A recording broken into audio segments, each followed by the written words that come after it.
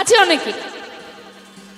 কিন্তু দেখুন, জীবনে যদি সুখটাই সব হবে, শুধু সুখে থাকলেই কি শান্তি পাওয়া যাবে?